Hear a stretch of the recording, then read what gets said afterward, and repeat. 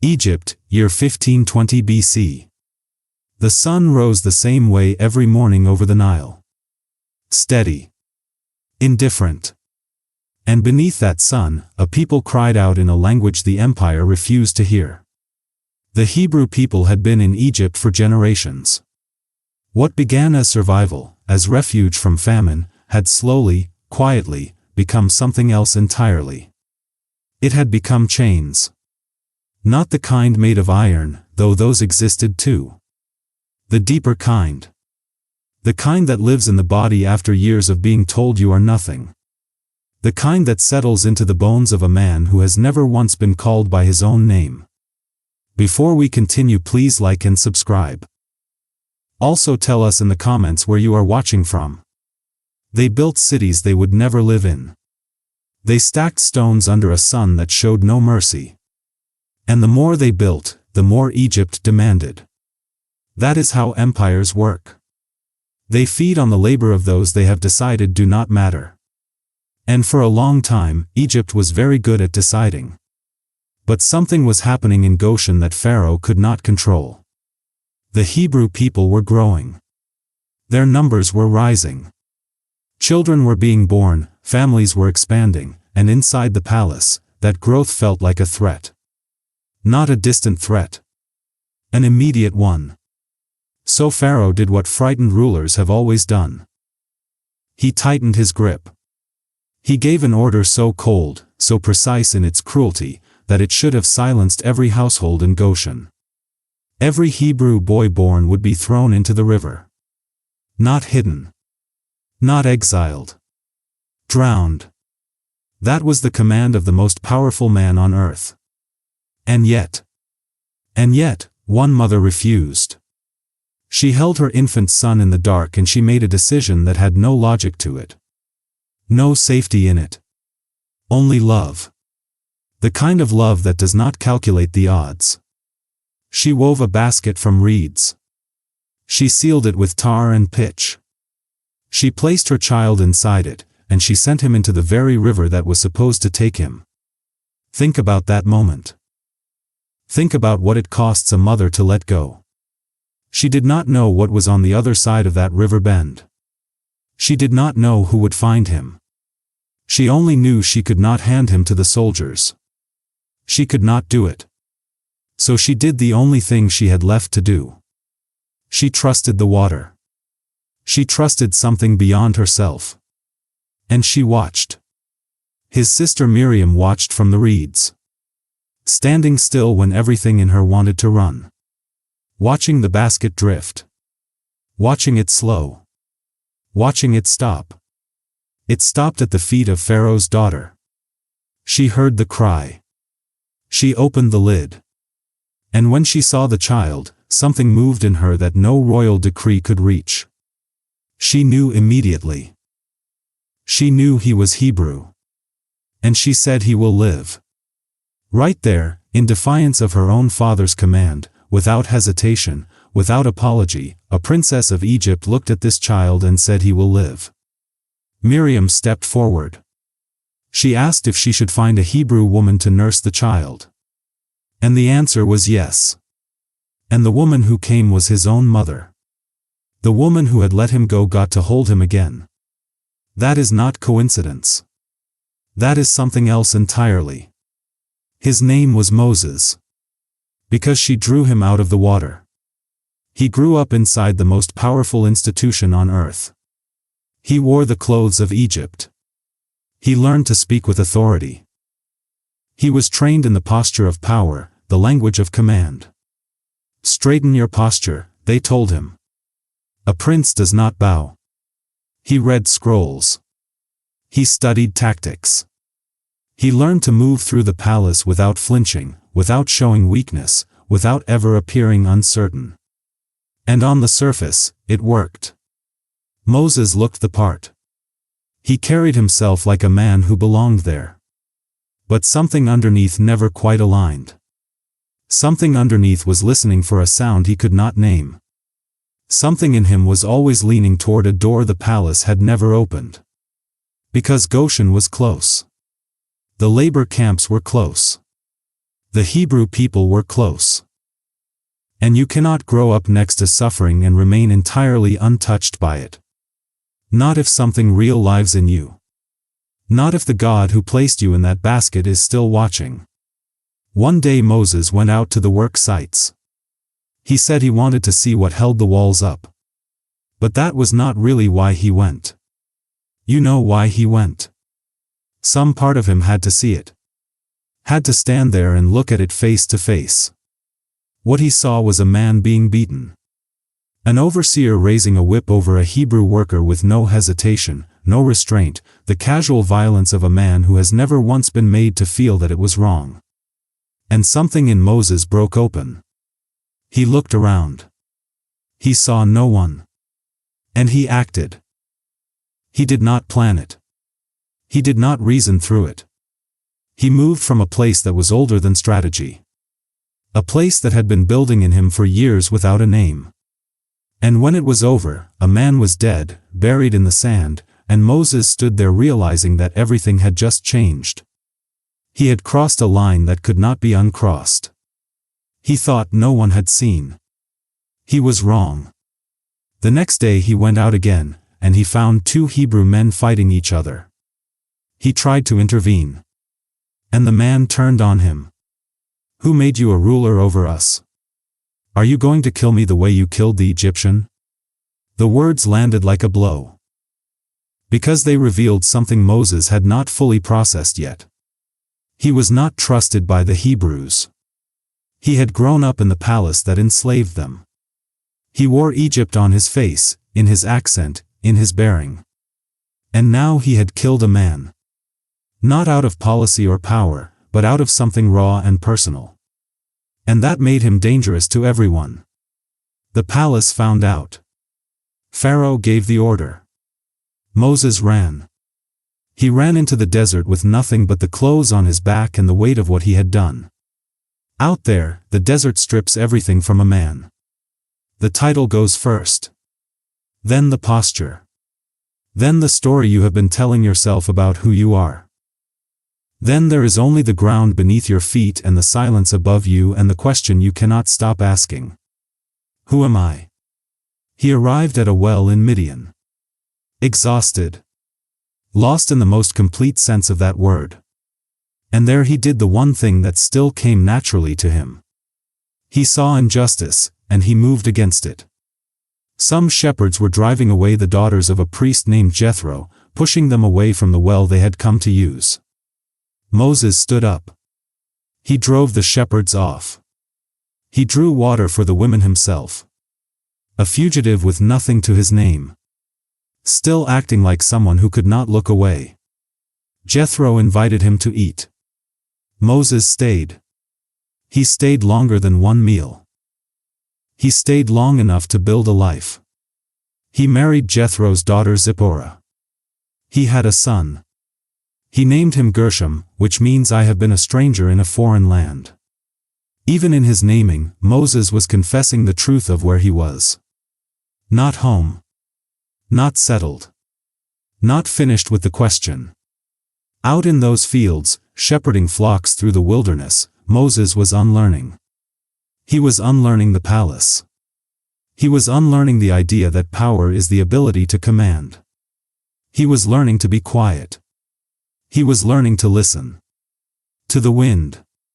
To the night. To the sound of his own heartbeat in a place with no walls around it. Years passed. The man who had grown up in the center of the empire was now living on the edge of everything. And Egypt was still inside him. Not the gold and the authority and the fine cloth. The question. The unresolved, burning, unsilenced question of what he owed to the people who had been left behind. Then one day, on a hillside, something impossible appeared. A bush was on fire. But it was not burning. The fire moved through it and the branches did not blacken and the leaves did not curl and nothing was consumed. Moses stopped. He stood still. He said, I will go closer. I need to see why it does not burn. And a voice came out of the fire. Moses. Moses. Here I am. Do not come closer. Remove your sandals, for the place where you are standing is holy ground. And then the voice gave itself a name. Not a title. Not a position of authority. A name. I am the God of your father. The God of Abraham. The God of Isaac. The God of Jacob. Hear what that means. Not a distant deity speaking from a throne too high to see. Not an institution. Not a hierarchy. The God of your father. Personal. Specific. Close. I have seen the suffering of my people in Egypt. I have heard their cry. I know their pain. And I have come down to deliver them. There is a moment in a person's life when everything they have been running from stops being behind them and starts being in front of them. Moses had arrived at that moment. Right there, barefoot on holy ground, standing before a fire that refused to go out. But Moses did not leap forward. And honestly, that is one of the most human things about this story. He hesitated. He pushed back. He asked questions. Who am I to go to Pharaoh? What do I say when they ask who sent me? What if they do not believe me? Lord, I am not a good speaker. I freeze. I am slow. I stumble over my own words. Send someone else. Send someone else. The man standing before the eternal flame, the man whose entire life had been shaped for this exact moment, said send someone else. And the response was not condemnation. It was not impatience. It was patience so deep it becomes its own kind of power. I will be with you. That was the answer to who am I. Not a resume. Not a list of qualifications. Not a promise that it would be easy. Just this. I will be with you. When Moses asked for a name, the voice said I am who I am. Tell them I am has sent me to you. A name that is not a name. A name that is a declaration of existence so total, so complete, that nothing else needs to be said. Not I was. Not I will be. I am. Right now. Fully present. Uncontainable by any title a human institution could invent. Moses asked for a sign. God told him to throw his staff on the ground. It became a snake. He told him to pick it up by the tail. Any man who knows anything about snakes knows you do not pick them up by the tail. That is the most dangerous end. But Moses reached down and he grabbed it anyway. And it became a staff again. God told him to put his hand inside his cloak. He pulled it out white with disease. He put it back. He pulled it out clean. These were not decorations. They were preparations. They were God saying, I know what is coming, and I have already made a way through it. Moses raised one more objection. He could not speak. He was not eloquent. He had never been the one with the words. God's response was direct. Who made the mouth of man? Was it not me? Now go. I will be with your mouth. I will teach you what to say. And then God gave him one more thing. He gave him Aaron, his brother, who was already on his way. Already walking toward Moses through the desert, compelled by something he could not fully explain, moving toward a reunion he did not know was a reunion. The two brothers met in the wilderness. Moses told Aaron everything that had been said at the burning bush. Every sign, every instruction, every word. And they turned together and walked back toward the place Moses had fled. Back toward Egypt. Back toward the most dangerous address in the known world. Before they crossed back into Egypt, Moses returned to Jethro. He asked permission to leave. Go in peace, Jethro told him. He did not fully understand what was happening. But he let his son-in-law go. And Moses took his wife and his sons and his staff and he began the journey back. Zipporah knew something had changed in her husband. She had said it herself, months before. If the God of your fathers reached you once, he knows where to find you." She had been right. She had always suspected that the desert was not the destination. It was the preparation. The call of God does not leave a man in peace. That is the truth of it. You can run to the farthest edge of the known world, you can build a quiet life with a good family and a daily routine that asks nothing of you, and the call will still find you. It finds you in a burning bush. It finds you in the face of a stranger being hurt. It finds you in the name you give your son. It finds you in the dream you cannot shake. It finds you. Moses and Aaron gathered the elders of Israel together. Aaron spoke, because Moses still doubted his own voice. He told them everything. And he performed the signs before them. The staff. The hand. The water. And the people believed. They had been in Egypt for so long. They had cried out for so long. And when they heard that God had seen their suffering, that God had not forgotten them, the scripture says they bowed their heads and worshipped. That moment matters. Before a single plague. Before a single confrontation. Before a single stone was moved or a single wave was parted. They worshipped. Because sometimes the news that you are seen is enough to bring you to your knees. Then Moses and Aaron went to Pharaoh. Think about what this moment took. Moses had grown up in this palace. He knew every corridor. He knew the sound of those sandals on stone. He knew what it meant to stand before the throne of Egypt. And now he was standing there as a fugitive, as a shepherd, as a man who had been living in the desert for 40 years, saying to the most powerful ruler in the world, "In the name of the God of Israel, let my people go." Pharaoh's response was simple and predictable and exactly what you would expect from a man who has never been told no. "Who is the Lord that I should obey his voice? I do not know the Lord, and I will not let Israel go." He did not just refuse. He made it worse. He told his overseers to stop giving the Hebrew workers straw for their bricks. They had to gather it themselves. But the quota of bricks stayed the same. Work harder. With less. That was Pharaoh's response to the message of the living God. The Hebrew foreman came to Moses in despair. "You have made things worse. You have put a sword in their hands to kill us." And Moses turned to God, raw and honest and not hiding anything. "Lord, why have you brought trouble on this people? Why did you send me? Since I came to Pharaoh to speak in your name, he has done evil to this people and you have not delivered them at all."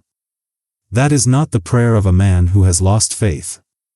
That is the prayer of a man fully engaged, fully present, fully in the middle of a thing that is much harder than he expected.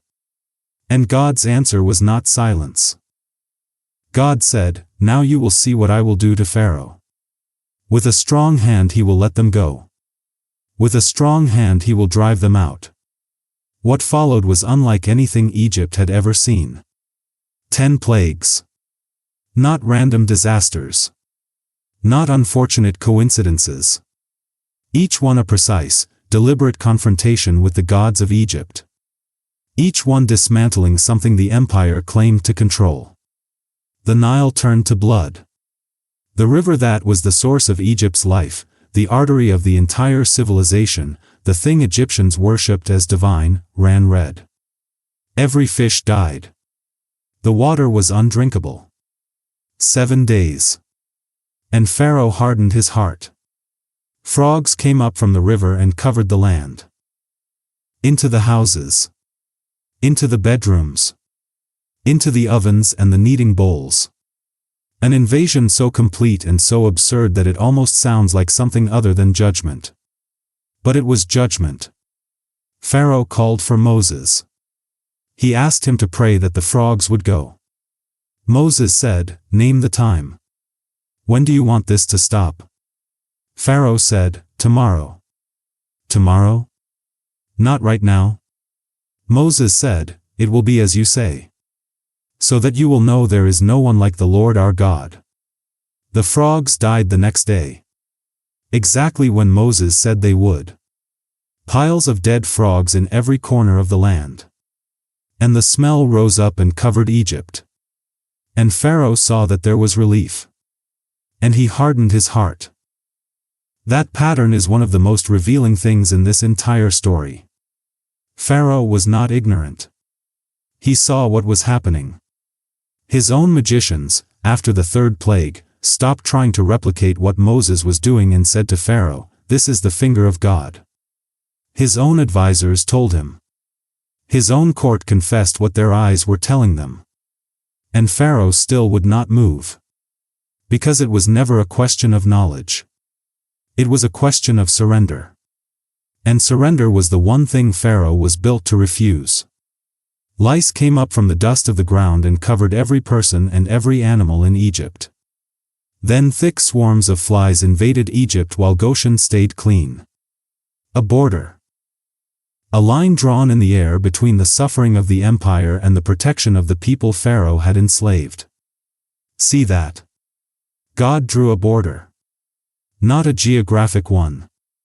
A divine one. They are mine. This does not touch them. The livestock of Egypt died from disease while the livestock of Israel remained alive. Not one animal belonging to the Hebrews was lost. Pharaoh sent investigators to verify it.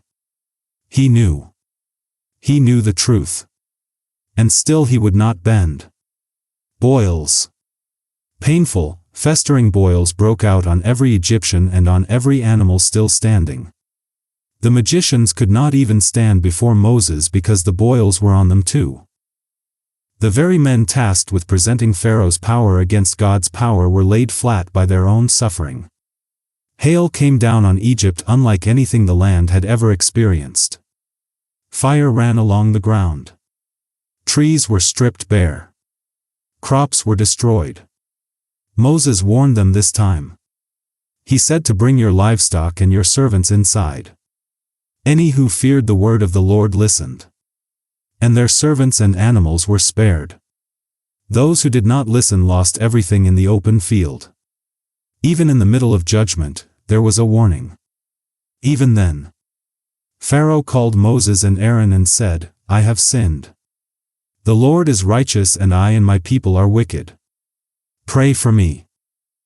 Moses went out and spread his hands toward the sky and the thunder and hail stopped. And Pharaoh saw the rain stop and the thunder quiet and the ground go still. And he sinned again. And he hardened his heart. He and his servants both. Locusts. A swarm so dense it darkened the sky and devoured everything the hail had left. Every plant, every leaf, every piece of grain still standing was eaten. Pharaoh's officials came to him before the locusts arrived and begged him to reconsider. Do you not yet realize that Egypt is destroyed? But Pharaoh negotiated. He tried to allow only the men to go. Moses said no. We will go with our young and our old. With our sons and daughters. With our flocks and herds. All of us. Or none of us. Darkness. 3 days of darkness so thick the scripture says it could be felt. You could not see your hand in front of your face. You could not see the person next to you. You could not move. All across Egypt. But in the homes of the Hebrews there was light. Pharaoh called Moses one more time and said, "Go. Take your people. Leave your flocks." Moses said, "Our livestock comes too. We will not leave behind so much as a hoof. Because we do not know what the Lord will require of us until we arrive." And Pharaoh exploded. "Get out of my sight. If you see my face again, you will die." Moses said, "You have spoken well. I will see your face no more." Then came the 10th plague. The final one. The one that was different from every other. Not a natural force magnified. Not an inconvenience made unbearable. Not a demonstration of power over the elements. This one was different in kind. The firstborn of every household in Egypt would die. From the firstborn of Pharaoh who sat on the throne to the firstborn of the prisoner in the dungeon. and the firstborn of every animal. But for the Hebrews, there was a way through. A lamb. An unblemished lamb for every household. They were to kill it at twilight and spread the blood on the doorposts and the lintel of their homes. And when the Lord passed through Egypt, the blood would be the sign. And he would pass over that door. And the plague would not touch that house. They were to eat the lamb that night. Roasted. With unleavened bread and bitter herbs. Dressed and ready to move. Sandals on their feet. Staff in their hand. Eating in haste. Because this night, they would leave. This night, 430 years of waiting would end. Moses told the elders. He told every household. He said, when your children ask you what this ceremony means, you will say, it is the Passover sacrifice to the Lord. Because he passed over the houses of the people of Israel in Egypt when he struck the Egyptians but spared our households. Remember this night. Teach it to your children. And your children's children. Let no generation forget what it cost to walk out of here. At midnight the Lord struck. Every firstborn in Egypt died. From the palace to the prison. Pharaoh rose in the night. His household. His servants. Every Egyptian rose in the night. And the cry that went through Egypt was unlike anything the country had ever heard. There was not a house where someone was not dead. Pharaoh summoned Moses and Aaron in the darkness. And for the first time there was no negotiation in his voice. No condition. No compromise. No clever attempt to keep some portion of what he had. He said, rise up and go out from among my people. You and the people of Israel. Go. Serve the Lord as you have said. Take your flocks and your herds. And go. And bless me also. Bless me also. That is what pride reduced to when it finally breaks. Not defiance. Not strategy. Just a broken man in the middle of the night asking the God he had refused to acknowledge to look at him with mercy. The Hebrews left that night. 600,000 men on foot, plus women and children. A number so large it reshapes your understanding of what had been happening in Goshen all those years. They had not been a small community quietly surviving. They had become a nation. A nation that Egypt had spent generations trying to suppress. And they walked out with the plunder of the empire on their backs. The Egyptians gave them silver and gold and clothing. Anything to make them go. The scripture says they plundered Egypt. They did not leave quietly. They left as people who had been seen. People who had been heard. People whose suffering had not been invisible to the sky. The pillar of cloud went before them by day. The pillar of fire went before them by night. They were not abandoned in the wilderness. They were led. Every step. Every stop. Every turn. And then Pharaoh changed his mind. Of course he did. That is who Pharaoh was. The grief had barely dried on his face and he was already calling his chariots together. 600 of the finest chariots in Egypt. Officers over all of them. Horsemen. Soldiers. The full force of the empire turning around and going after the people it had just let go. The Hebrews looked up and saw them coming. Dust on the horizon and then the sound of hooves and the sight of chariots catching the sun, and they were terrified. They cried out. They turned on Moses. Were there no graves in Egypt? Did you bring us out here to die in the desert? What have you done to us? Moses said, do not be afraid. Stand firm. See the salvation of the Lord which he will work for you today. The Egyptians you see today, you will never see again. The Lord will fight for you. You only need to be still. The pillar of cloud moved from before the Israelites and stood behind them, between them and the Egyptians. The Egyptians were in darkness. The Israelites had light. All through the night, neither army came near the other. Don't forget to subscribe, like and comment where you are watching from. Then God told Moses to stretch out his hand over the sea. And Moses stretched out his hand. And the Lord drove the sea back by a strong east wind all night. And the waters were divided. And the people of Israel went through the sea on dry ground, the waters forming a wall on their right hand and on their left. The Egyptians followed into the sea, between the walls of water. Because Pharaoh had never learned the one lesson that this entire story was built to teach. There are things in this world that do not belong to you. There are things that do not yield to your horses or your chariots or your confidence or your name. And the moment you stop understanding that, you drive into the sea behind a miracle and expect it to hold for you. It did not hold for them. God told Moses to stretch out his hand again over the sea. The waters returned. They covered the chariots. They covered the horsemen. They covered all the host of Pharaoh. Not one of them remained. And Israel saw the great power that the Lord used against the Egyptians, and the people feared the Lord, and they believed in the Lord and in his servant Moses. Then Moses sang. And Miriam took a tambourine in her hand, and all the women went out after her with tambourines and dancing. The same Miriam who had stood in the reeds as a child, watching a basket drift toward a princess she did not know. The same Miriam who had promised her mother she would be the eyes. She was still watching. She was still there. And now she was dancing. Sing to the Lord, for he has triumphed gloriously. The horse and the rider he has thrown into the sea.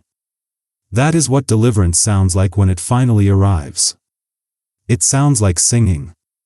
It sounds like a tambourine played by a woman who spent her childhood hiding in river grass waiting for a miracle. It sounds like a people who have not had a reason to dance for 400 years suddenly discovering that their feet still know how. The story of Moses and Pharaoh is not just a story about ancient Egypt. It is not just a story about plagues and miracles and a dramatic parting of water. It is a story about what happens when the God who sees decides to act. When the suffering that seemed invisible turns out to have been witnessed all along. When the man who thought he was nobody turns out to have been called before he was born. When the empire that seemed immovable runs out of room to harden its heart. Moses did not go back to Egypt because he had overcome his fear. He went back because the voice from the burning bush was stronger than the fear. That is the difference. He was not a man who had figured himself out. He was a man who had encountered something that was bigger than his confusion. And he followed it anyway. And that is the invitation inside this story. Not to be Moses in the polished, legendary sense. But to be Moses in the human sense. Uncertain, reluctant, full of legitimate objections, standing barefoot in front of something on fire that will not stop burning. And hearing your name called. And choosing to say, "Here I am." Because the God who saw the suffering in Egypt still sees. The God who drew a border around Goshen while the rest of the world reigned still draws borders. The God who said, "I will be with your mouth," is still speaking into the places where we feel most inadequate. The God who led them through the sea with a pillar of fire is still lighting the way through the wilderness.